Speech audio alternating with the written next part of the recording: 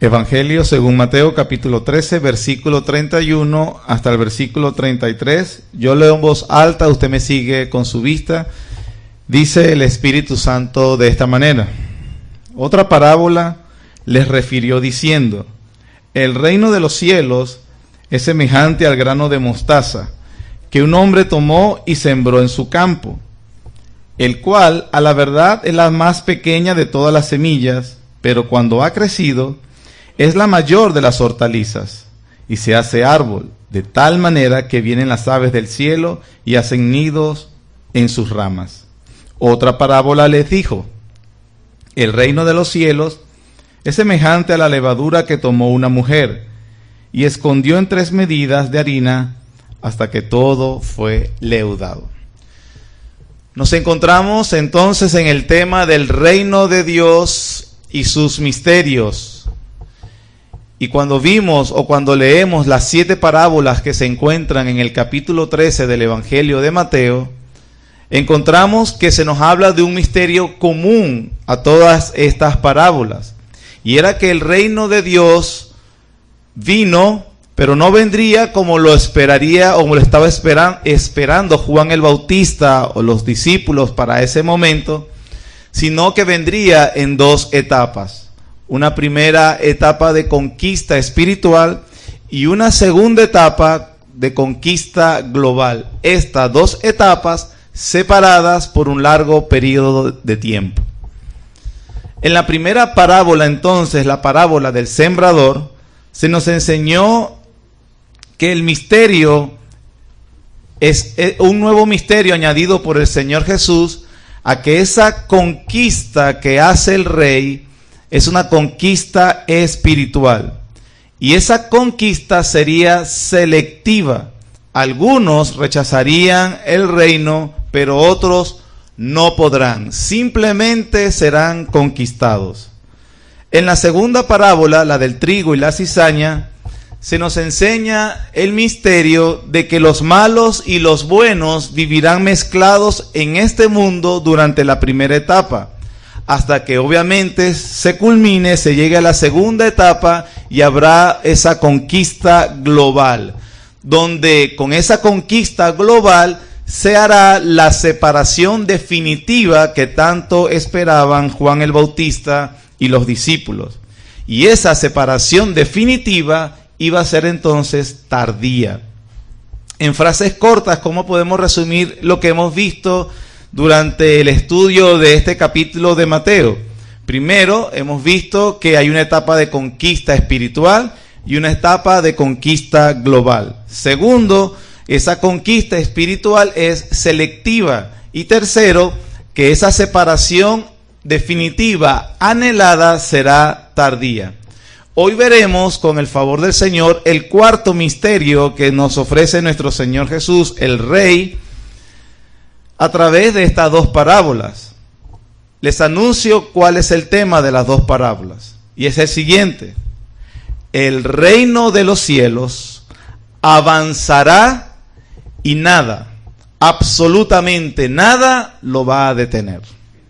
Ese es el tema y el significado, el propósito de estas 2 parábolas, la semilla de mostaza y la de la levadura.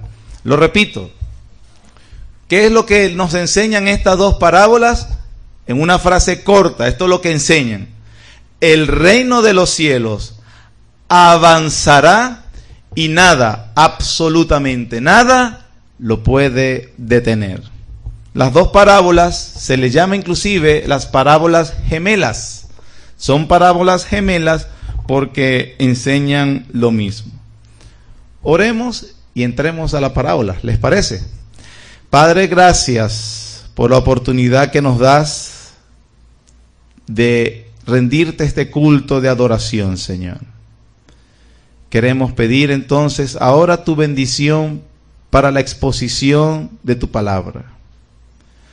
Derrama una gracia especial de tal manera que, a pesar de las limitaciones que tenemos, empezando por el predicador, como las limitaciones que tengan los oyentes, tu Espíritu Santo use tu palabra predicada para obrar de forma poderosa en nuestros corazones. Te lo pedimos, Señor, en el nombre de Jesús. Amén. Entonces, para tratar estas dos parábolas, nuestro bosquejo será de 3 puntos, sencillo, para que lo recuerde. Primero, veremos las dos parábolas explicadas. Segundo, veremos las dos parábolas cumplidas. Y en tercer lugar, veremos las dos parábolas aplicadas. 3 puntos. 2 parábolas explicadas, las dos parábolas cumplidas y las 2 parábolas aplicadas. Abordemos el primer punto inmediatamente. Para abordar este primer punto de la explicación de las 2 parábolas, lo vamos a hacer de 2 formas. En primer lugar, veremos el contexto y en segundo lugar, veremos los símbolos que utiliza el Señor Jesús para hablarnos de su tema. Los símbolos son evidentemente una semilla de mostaza, las aves del cielo y la levadura. Pero para también comprenderla, vamos a ver el contexto. Y en el contexto vamos a usar una parte donde el Señor mismo utiliza las 2 parábolas en otro contexto aparte del de Mateo capítulo 13. ¿Por qué es importante hacer esto? Es probable que estas 2 parábolas sean las más malentendidas de todas las parábolas del reino. Es muy aceptado entre los evangélicos de que el significado de estas parábolas es que el avance del mal dentro de la iglesia alcanzará proporciones inimaginables y entonces la iglesia siempre se verá apabullada o trastocada por esa influencia que tiene el mal sobre ella.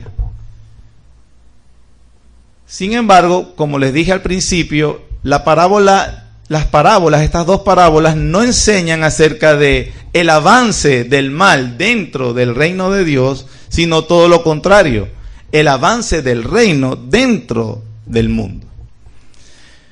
Para esto entonces vamos a la primera parte, el contexto. El contexto entonces que el Señor utiliza en otro momento cuando enseña estas 2 parábolas es la que leímos en la lectura de Lucas capítulo 10. Vamos de nuevamente a Lucas capítulo 10.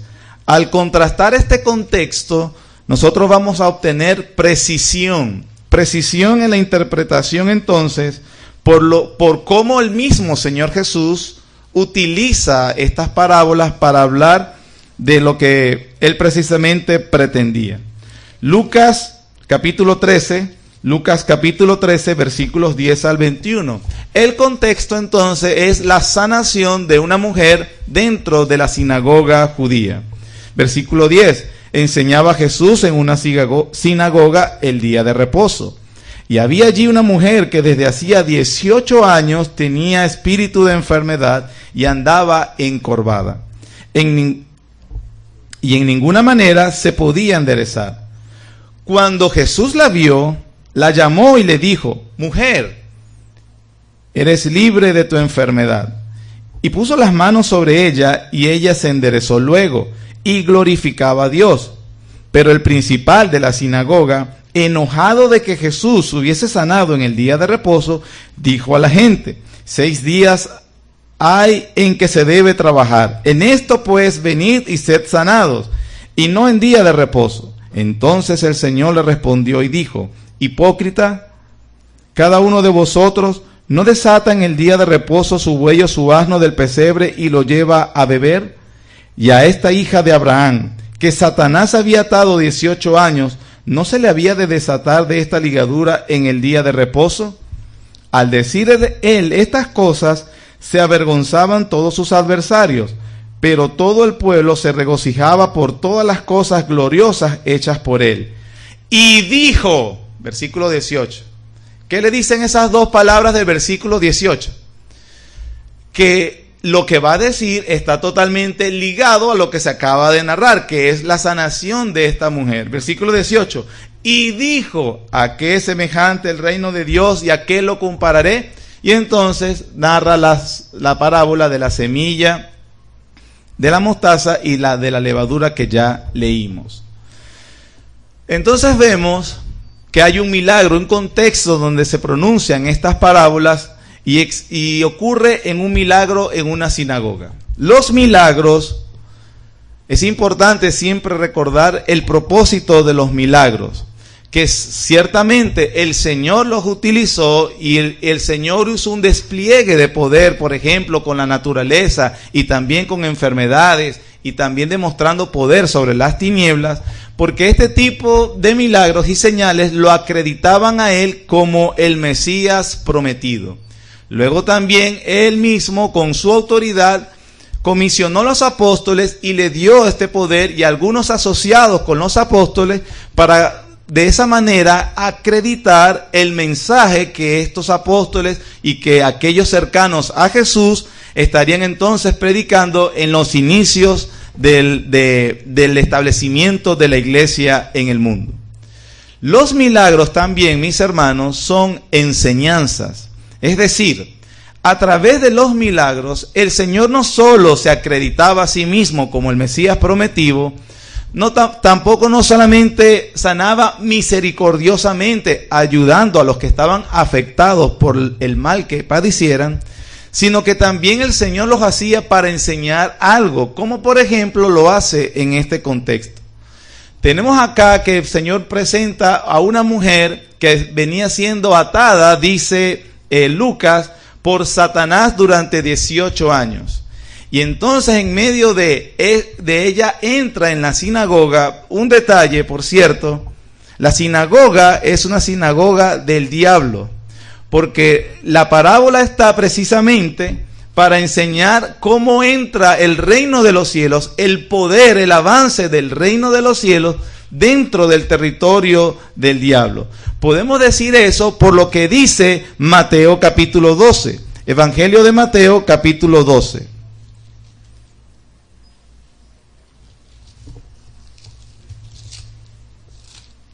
Mateo capítulo 12, versículo 25. Sabiendo Jesús los pensamientos de ellos, les dijo: todo reino dividido contra sí mismo es asolado, y toda ciudad o casa dividida contra sí misma no permanecerá. Y si Satanás echa fuera a Satanás, contra sí mismo está dividido. ¿Cómo pues permanecerá su reino? Y si yo echo fuera a los demonios por Belcebú, ¿por quién los echan vuestros hijos? Por tanto, ellos serán vuestros jueces. Pero si yo, por el Espíritu de Dios, echo fuera los demonios, ciertamente ha llegado a vosotros el reino de Dios. Porque, ¿cómo puede alguno entrar en la casa del hombre fuerte, es decir, Satanás, y saquear sus bienes, es decir, hombres, si primero no le ata? Entonces podrá ¿qué? Saquear su casa. Esto es lo que acabamos de leer, es exactamente lo que acaba de ocurrir en esa sinagoga del diablo. Lo que nos dice, hermanos, es que no solamente era la mujer la que estaba siendo atormentada y atada por Satanás.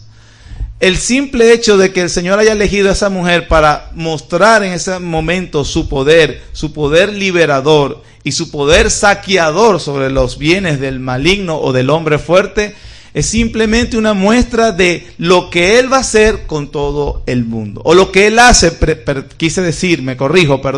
lo que Él va a hacer a partir de ese inicio pequeño, como una muestra, como esa liberación a esa pobre mujer, y que Él es capaz de hacer con aquellos que reciben el reino de los cielos.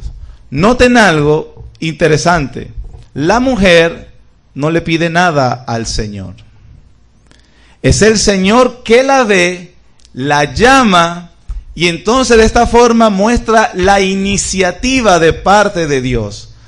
La salvación, hermanos, pertenece a Jehová, al Señor, y no a los hombres. Pero con ese acto de misericordia, obviamente los adversarios del reino, sus enemigos, comenzaron a atacarlo, abrieron fuego contra él, trayendo excusas sobre el día de reposo que no daban al lugar. El Señor respondió dejándolos en ridículo. Y en medio de esa batalla contra sus adversarios, en medio de esa batalla en el territorio del enemigo, entonces el Señor pronuncia las dos parábolas. ¿Cómo es el reino de los cielos? Como un insignificante, pequeño, diminuto grano de mostaza que se convierte en un árbol, o como una pequeñísima o insignificante porción de levadura que leuda toda la masa. Es como si el Señor dijera, permítame parafrasear, es como si el Señor, después de hacer el acto, vemos que los adversarios le abren fuego contra él, pasa todo lo que sucede, el Señor se voltea a sus discípulos con las parábolas, les explica y les dice, y es como si les dijera algo así: ¿ven la conquista que acabo de realizar? ¿Ven cómo funciona mi poder liberador? Aunque es un comienzo muy pequeño, y de a partir de allí él va a comenzar también a comisionarlos a ellos, aunque ustedes son apenas 12 insignificantes hombres con un gran comandante, lograremos llevar la liberación a un alcance mundial. Mi poder conquistador, es como si dijera el Señor Jesús, mi poder conquistador que comienza con 12 insignificantes hombres hará eso realidad. Como una pequeña semilla de mostaza o como una pequeña porción de levadura. Así que de esta forma podemos ver el contexto u otro contexto donde el Señor utiliza estas dos parábolas, hablando acerca de ese poder liberador y conquistador, el poder del reino que avanza a pesar de que en apariencia, en primer lugar, sea insignificante. Ese es el contexto. En segundo lugar, veamos los símbolos. Los símbolos que se utilizan en las dos parábolas son semillas de mostaza, las aves de los cielos y la levadura. La semilla de mostaza es la más pequeña de las semillas de Palestina, y el Señor utiliza la pequeñez de esa semilla con el pequeño grupo de los discípulos que lo siguen.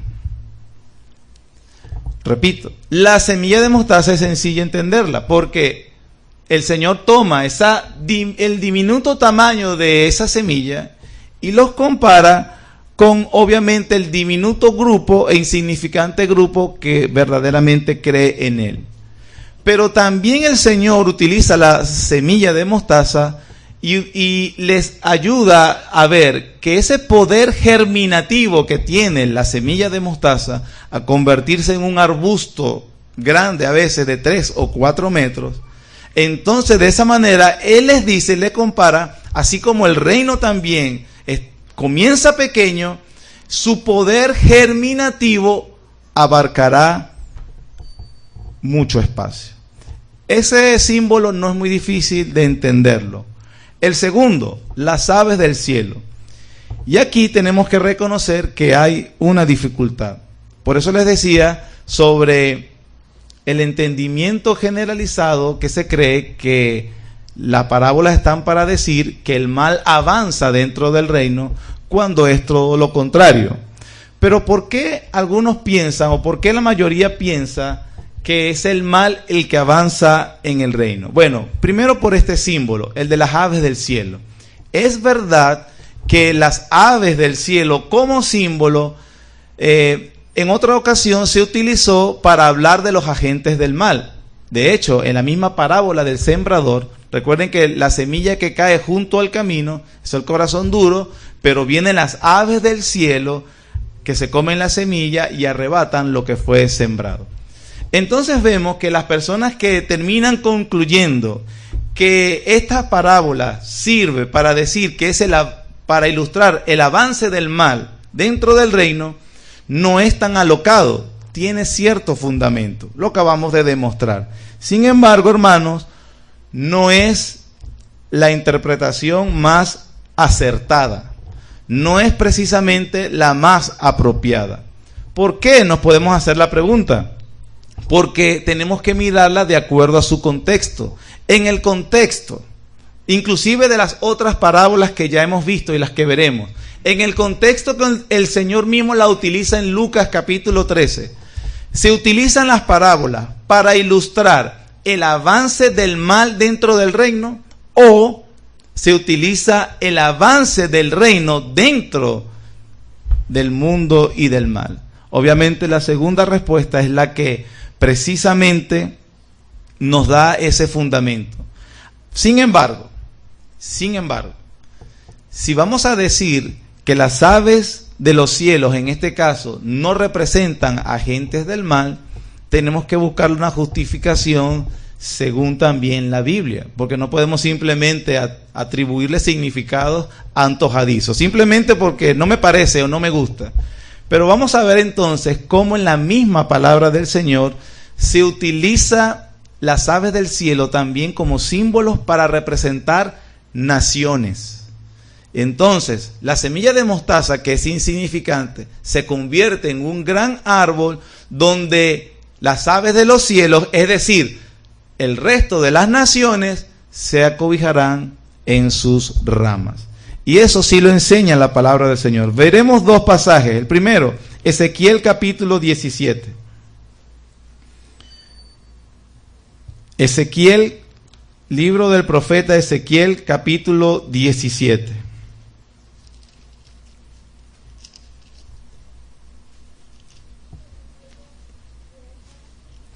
Versículo 22 al 24, dice la palabra del Señor. Así ha dicho Jehová el Señor: tomaré yo del cogollo de aquel alto cedro y lo plantaré. Del principal de sus renuevos cortaré un tallo y lo plantaré sobre el monte alto y sublime. Ese monte alto y sublime es el monte de Sión, donde está ubicada Jerusalén. En el monte alto de Israel lo plantaré, y alzará ramas, y dará fruto, y se hará magnífico cedro, y habitarán debajo de él, ¿qué hermanos? Todas las aves de toda especie, a la sombra de sus ramas habitarán. Y sabrán todos los árboles del campo que yo Jehová abatí el árbol sublime, levanté al árbol bajo, hice secar el árbol verde, e hice reverdecer el árbol seco. Yo Jehová lo he dicho y lo haré. Esta es una parábola que se utiliza en todo el capítulo 17, donde se habla de Israel como nación, de las otras naciones como árboles, pero que el Señor dice que a pesar de que ese árbol que Él va a plantar se hará un gran cedro y las naciones vendrán y se acobijarán en él. Entonces aquí vemos que el símbolo de las aves es claramente hablar o hacer referencia a las naciones en general. Pero un segundo texto nos ayuda también a lo que estamos diciendo. Daniel, después del libro de Ezequiel viene el libro del profeta Daniel. Daniel capítulo 4. Daniel capítulo 4, versículos 20 y 22. Les pido por favor apagar los celulares o ponerlos en silencio. Daniel capítulo 4, versículo 20 al 22. Esta es una explicación que le da el profeta Daniel al rey Nabucodonosor y le dice versículo 20: el árbol que viste, que crecía y se hacía fuerte, y cuya copa llegaba hasta el cielo, y que se veía desde todos los confines de la tierra, cuyo follaje era hermoso, y su fruto abundante, y en que había alimento para todos, debajo del cual moraban las bestias del campo, y cuyas ramas anidaban las aves del cielo, tú mismo eres, oh rey, que creciste y te hiciste fuerte, pues creció tu grandeza y ha llegado hasta el cielo, y tu dominio hasta los confines de la tierra. Entonces este pasaje inclusive también nos muestra, nos ilustra de cómo en la palabra de Dios se ilustra las aves del cielo como las naciones. Y en este pasaje de Daniel habla de ese reinado de Nabucodonosor tan grande que alcanzó a los confines de la tierra, es decir, a todas las naciones. Las aves, que son las naciones, las aves de los cielos, las aves de los cielos, que son las naciones del mundo, vinieron a estar bajo la sombra de ese árbol. Viendo entonces nuevamente el contexto del reino de Dios, Entonces el Señor está utilizando estos símbolos para hablar de que el reino de Dios tendrá un comienzo discreto, o que si quisieran insignificante, pero que se extenderá hasta un alcance global y alcanzará a todas las naciones de la tierra. ¿Sí lo puede ver? Vimos el segundo símbolo. Tercer símbolo, la levadura. Con la levadura también tenemos una dificultad como el de las aves de los cielos. ¿Por qué? Porque también es verdad que en la palabra del Señor, la mayoría de las veces, muchas veces, si no la mayoría, la levadura se utiliza como símbolo del mal y se utiliza como símbolo de pecado. Por eso es que, por ejemplo, Pablo en 1 Corintios 5 dice: limpiaos pues de la vieja levadura, para que seáis nueva masa, sin levadura como sois. Eso se dice en 1 Corintios. También el Señor Jesús le llegó a decir a sus discípulos: guardaos de la levadura de los fariseos. Entonces, por ser este símbolo utilizado a veces para representar el mal, eso hace que algunos tropiecen con estas parábolas creyendo que se habla del mal nuevamente.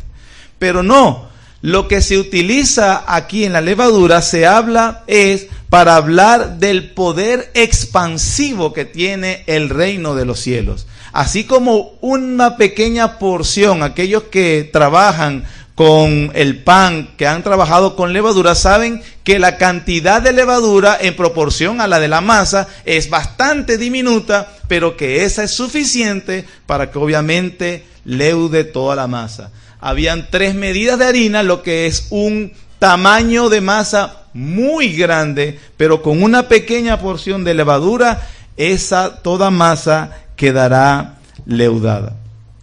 Con eso entonces el Señor, ese simbolismo le habla de que nuevamente ustedes como discípulos pequeños e insignificantes van a influenciar al resto del mundo.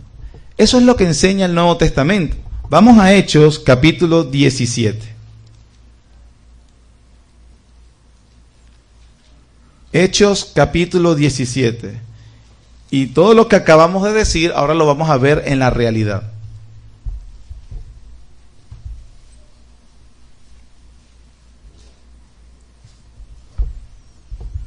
Hechos 17, 1 al 8, dice la palabra del Señor. Pasando por Anfípolis y Apolonia, llegaron a Tesalónica, donde había una sinagoga de los judíos. Y Pablo, como acostumbraba, fue a ellos, y por 3 días de reposo discutió con ellos. ¿Cómo discutió? Versículo 3. Declarando y exponiendo por medio de ¿qué, hermanos? Que era necesario que el Cristo padeciese y resucitase de los muertos, y que Jesús, a quien yo os anuncio, decía él, es el Cristo. Pablo está predicando el evangelio del reino en su primera etapa, ¿cierto? Versículo 4. Y algunos de ellos creyeron y se juntaron con Pablo y con Silas, y de los griegos piadosos gran número, y mujeres nobles no pocas. Entonces los judíos que no creían, la cizaña, teniendo celos, tomaron consigo algunos ociosos, hombres malos, y juntando una turba, alborotaron la ciudad, y asaltando la casa de Jasón, procuraban sacarlos al pueblo. Pero no hallándolos, trajeron a Jasón y a algunos hermanos ante las autoridades de la ciudad, gritando: estos que, ¿qué, hermano? Trastornan el mundo entero. Son esto es como una plaga, dicen ellos, y son peligrosos. ¿Por qué? Porque ellos están trastornando el mundo entero con armas peligrosísimas. ¿Qué estaba haciendo Pablo? Explicando las Escrituras, y trastornaba el mundo. ¿Cuántos eran los judíos? Alborotaron a toda la ciudad. ¿Y quiénes empezaron ese problema? Pablo y Silas. Una semilla insignificante, una pequeñita porción de levadura, trastornando todo el mundo. ¿Lo puede ver? ¿Sí lo puede ver, hermano?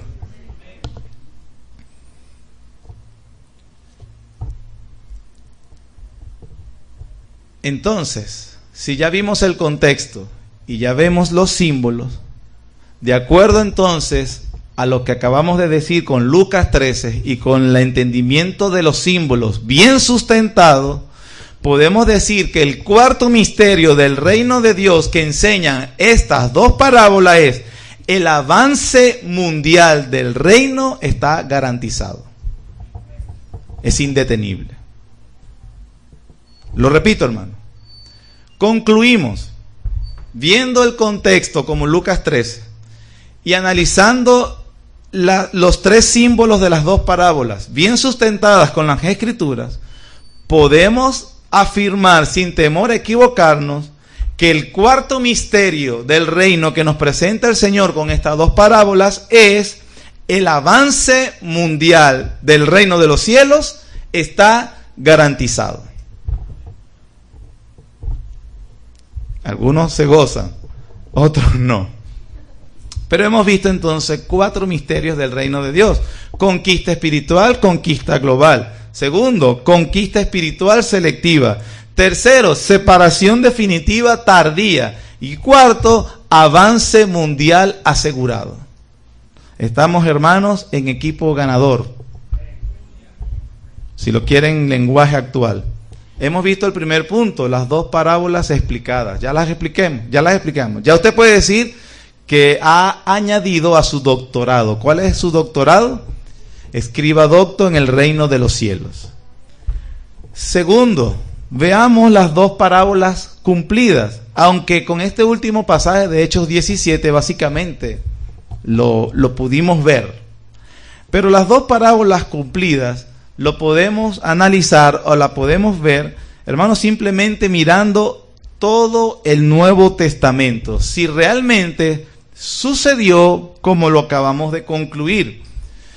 Por ejemplo, vemos al apóstol Pedro, y en este caso ahora, recuerde que el Señor Jesús, vamos a ubicarnos en Hechos, ya el Señor Jesús murió, resucitó y ascendió a los cielos. Vemos al primer apóstol que da el primer sermón. Recordemos que a Pedro se le dieron las llaves del reino de los cielos. No las llaves del cielo, las llaves del reino. ¿Cuáles son las llaves del reino, hermano? Cuando Pedro las utilizó, ¿a qué cree usted que me estoy refiriendo? Hechos capítulo 2, lo vimos hace poco, su primer sermón. En Hechos 2 se registra al primer apóstol predicando con el poder del Espíritu Santo que había descendido sobre los discípulos, prometido por Cristo una vez que ascendiera al Padre. ¿Y qué sucedió con ese primer sermón del apóstol Pedro? 5,000 se convirtieron. Está utilizando las llaves del reino de los cielos. Pero nosotros inmediatamente vimos que se levantó oposición sobre la iglesia. Y entonces Pedro lanza su segundo sermón, Hechos 4. ¿Y qué sucedió en ese segundo sermón? 3,000 se convirtieron. Un total mínimo de 8,000 personas convertidas con apenas 2 sermones. Y la oposición creció. Y los problemas internos crecieron. Trigo y cizaña. Avance del mal, pero también que el reino avanzando indeteniblemente. Una expansión indetenible, hermano. El reino de los cielos, su avance está asegurado. Con una arma, con un ejército pequeño, pero con un arma poderosa. El Evangelio. No me avergüenzo del Evangelio. Porque es poder de Dios a todo aquel que cree. Al judío primeramente y también al griego. Vemos como una semilla de mostaza creciendo y lo vemos como una pequeña porción de levadura infiltrándose en las naciones. Seguimos viendo en Hechos, y ya no solamente es Pedro, sino es Pablo predicando. Por cierto, entre Cinta y Nerín matan también hay el primer apóstol que matan, a Jacobo. Mataron a los apóstoles. Seguro se acabó el reino. Mataron a uno de los que era testigo de la resurrección del Señor Jesús. ¿Y qué vemos? la iglesia se expande más, se extiende más. Se levantó persecución agresiva sobre el pequeño grupo de discípulos. ¿Y qué sucedió? Se apagó el reino. No, hermanos, vemos que sigue alcanzando más naciones.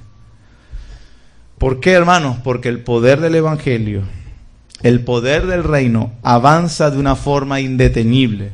Es una conquista poderosa, no con armas de fuego. Las armas de nuestra milicia no son carnales, sino poderosas en Dios para destrucción de fortaleza. Y las armas que utilizan los súbditos de ese reino es la predicación del evangelio. Y no se puede detener, hermanos, porque el Señor dijo: yo edificaré mi iglesia, las puertas del Hades no prevalecerán contra ella. Es verdad que también el mal ha crecido. También es verdad que la iglesia ha sufrido mucho del malo. También es verdad que el testimonio de la iglesia en diferentes épocas de estos últimos 2000 años a veces se ha visto ensombrecido también por el pecado. Pero hermanos, siempre ha resplandecido la luz del evangelio y está prometido que seguirá resplandeciendo. El Señor todavía se preserva un remanente que no doble la rodilla ante Baal. El Señor no se dejará sin testimonio en el mundo hasta que lleve a cabo su obra completa. El que comenzó la buena obra la perfeccionará hasta el día de Jesucristo. El avance del reino está garantizado, hermanos. Y podemos terminar este punto como inclusive se nos dijo el final, como cuando ¿se acuerdan de las películas cuando te dicen el final de la película? Bueno, el Señor ya nos dijo el final de esta película, Apocalipsis capítulo 7.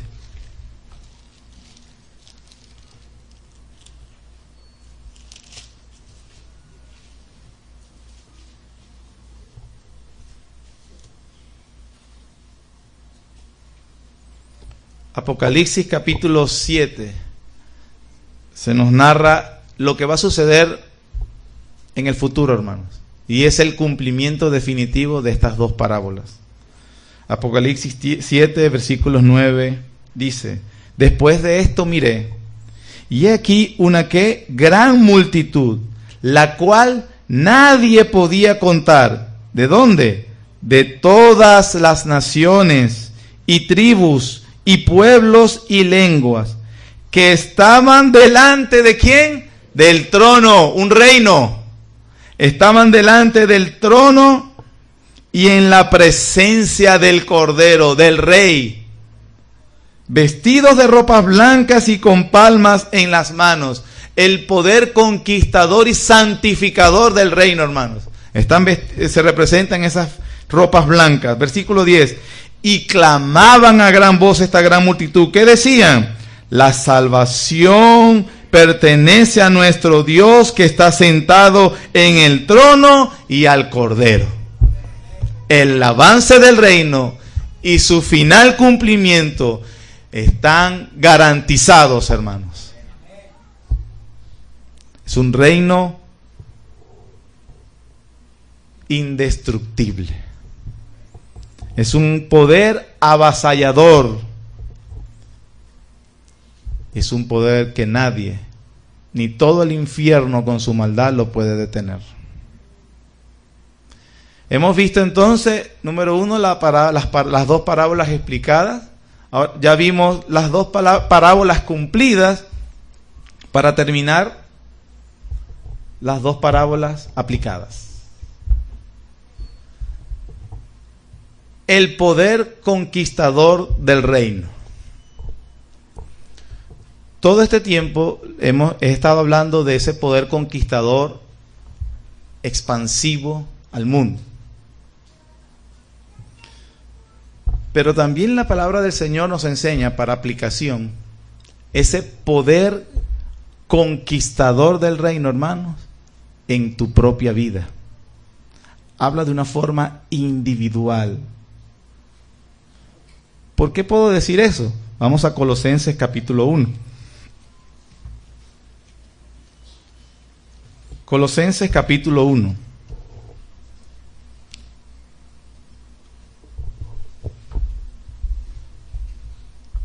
Sígame con su vista mientras leemos y hagámoslos con detenimiento según lo que acabamos de escuchar de todas las dos parábolas.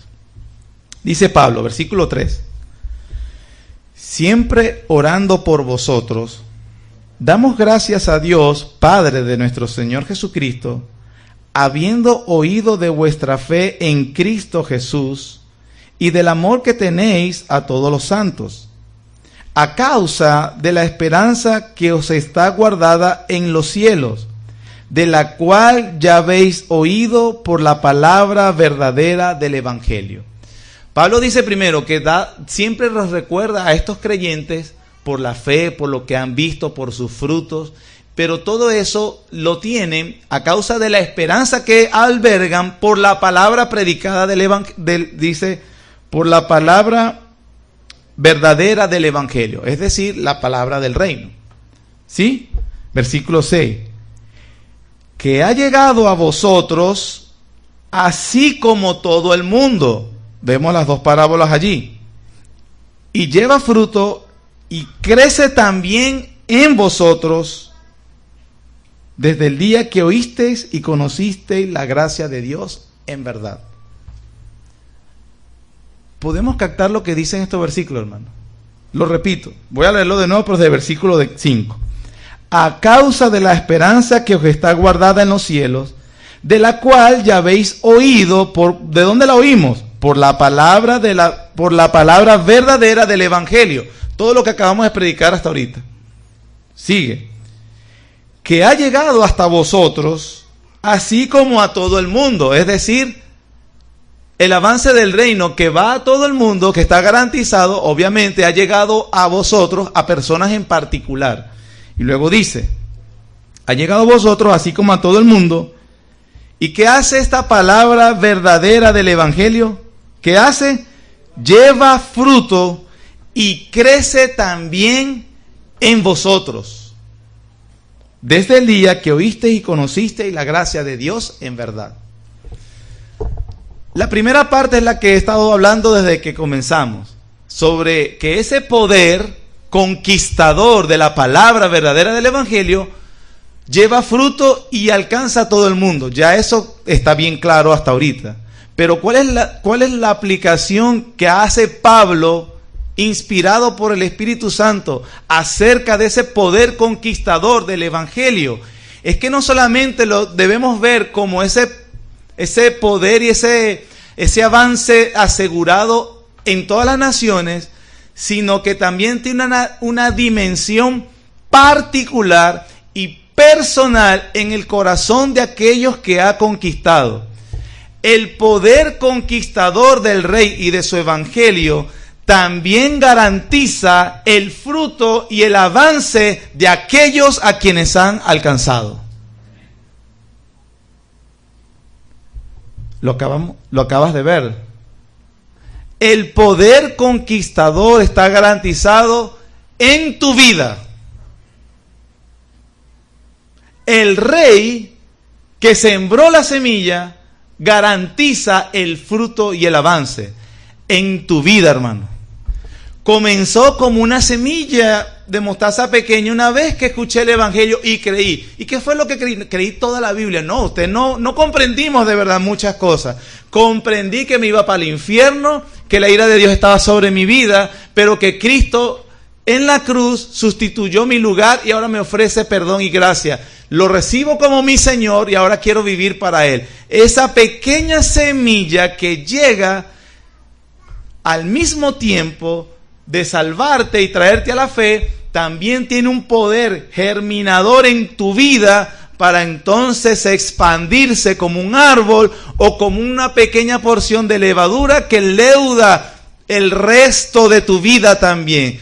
Es decir, hermanos, aquellos a quienes el Evangelio llega, también avanzan en sus vidas personales.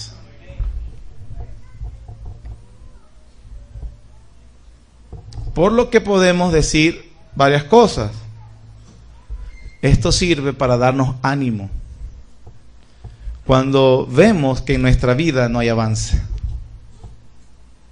Es verdad que nos podemos sentir bastante frustrados y que no vemos frutos en nuestra propia vida que muestren que somos hijos del reino.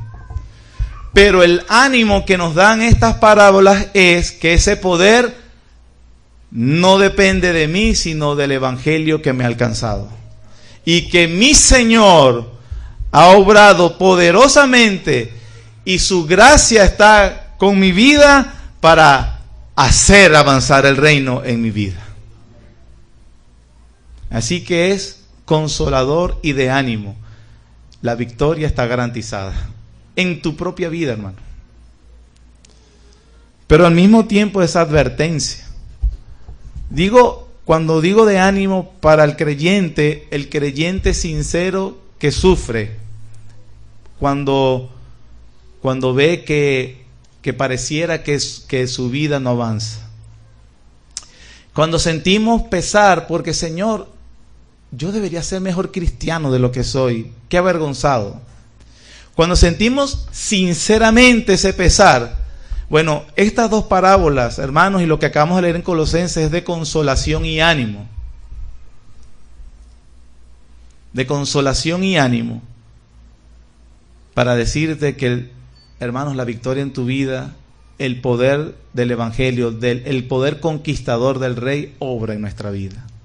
El que comenzó la buena obra la perfeccionará. Pero estamos pasando una situación crítica. Estoy pasando por unas tribulaciones, pastor, que de verdad siento que no puedo. Hermanos, a pesar de que veamos el mal avanzar, a pesar de que suframos, a pesar de que veamos muchas cosas difíciles en nuestras propias vidas, el avance del reino en tu vida está garantizado. Anímate, querido hermano. Que estas dos parábolas te animen. Pero aquellos que actúan de una manera frívola hacia el pecado de sus vidas, hacia la mundanalidad. Es cierto que, oye, si no me has dicho que eres cristiano, en verdad ni te creo. O, hermano, va a tener que cambiar su manera de comportarse, de hablar o de vestirse, de hacer lo que hace, porque así está difícil creerle. Bueno, a ese que anda de manera de soberbia, que cree que no, que cree que que el reino de Dios es simplemente contestar bien a un examen, como que, ¿qué es el evangelio? Bueno, el evangelio es esto, 20 puntos. Esto, la Biblia, si quieres te la digo de Génesis, yo la entiendo. Aquellos que hablan con esa soberbia, pero que el fruto santificador no está, quiero decirte y advertirte, eso es muy extraño. Estaríamos diciendo que el rey no tiene mucha fuerza para cambiar tu vida. Una blasfemia, ¿no? Sería yo un hereje si estuviera afirmando eso. Y tú eres un hereje si dices eso, con tu conducta o con tus palabras. No, que yo soy así porque tú sabes, el Señor no me ha podido cambiar. ¿Usted cree que alguien que ha conocido el evangelio habla así? Bueno, el Señor hará la obra. Soberbio. Ojo. Es de consolación estas palabras, pero de advertencia también. También con estas parábolas, hermanos, vemos que el poder conquistador del rey, aparte de que está en tu vida, y si ha llegado a tu vida, ese poder conquistador avanzará indeteniblemente, hermanos, y podrás ver ese poder conquistador en tu familia. Hermano, esto es para esperanza, para aquellos que, Señor, quiero ver tu poder conquistador en mi familia. Quiero ver a mis hijos doblando su rodilla al Rey. Quiero ver a mi familia. Y lo importante aquí, Señor, más allá de mis limitaciones, de mi conocimiento, de mi forma de predicar, de mis propios pecados que lamento tanto, Señor, gracias porque el avance del reino está garantizado por ti, no por mí. Y hermanos, ese poder conquistador puede llegar cuando veamos a veces que está estancado. Percibimos que el reino está como estancado. La familia no avanza. Estamos de mal en peor. Señor, gracias porque el poder conquistador en mi familia está garantizado en ti. Lo que debemos hacer es usar los medios ordinarios de gracia, hermano. Para tu vida, para tu familia. ¿Sabe que Dios, en Génesis 18, hay uno de los versículos más hermosos que se hablan acerca de Abraham? Cuando el Señor habla de Abraham y dice, porque yo sé que él enseñará a su casa y a sus hijos después de él a temer a Jehová. Esto nos anima porque, hermano, nos dice a los hombres, aquellos cabezas de hogar, que tú puedes orar para que tu familia tema al Señor y que ese poder conquistador avance. También podemos orar tanto por lo personal y por familia para pedir, Señor, ¿qué cosas estoy haciendo? ¿Qué cosas están pasando que están estorbando para ese avance? Muéstramelo, Señor, para arrancarlo. Ojo.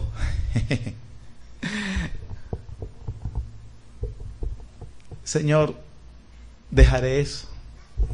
Abandonaré ese pecado definitivamente. Abandonaré estas juntas. Abandonaré esto. ¿Qué cosas precisamente hago que estorban el avance de tu reino, Señor? Para que continúe ese poder avasallador.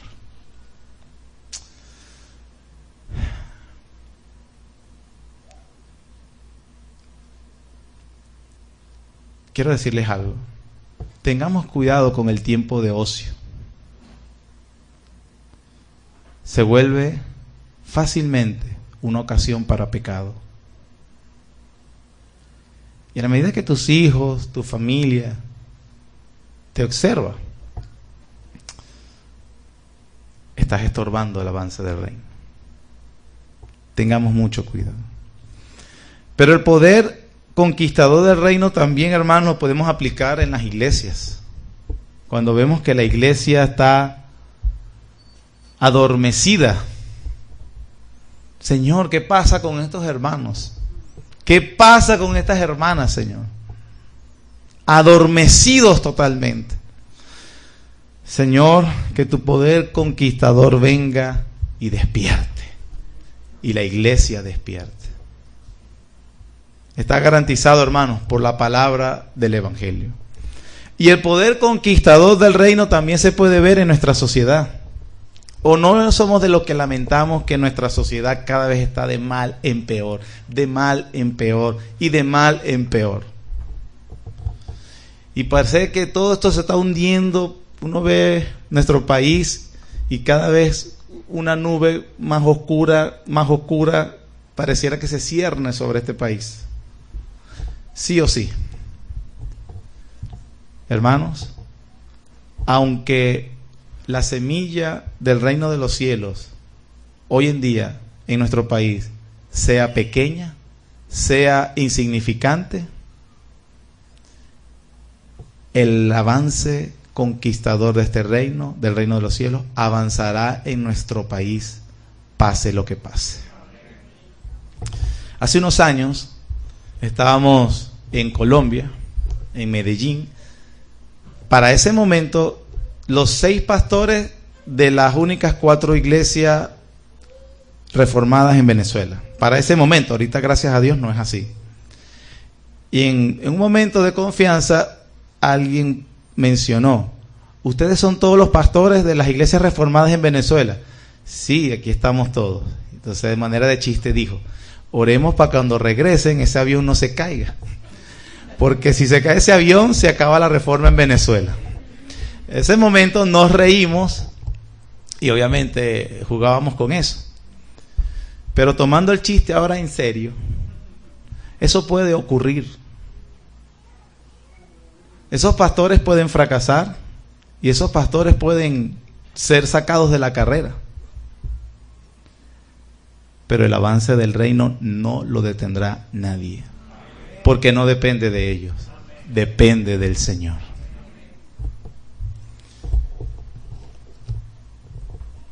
Finalizo haciendo una advertencia a aquellos que no están en el reino.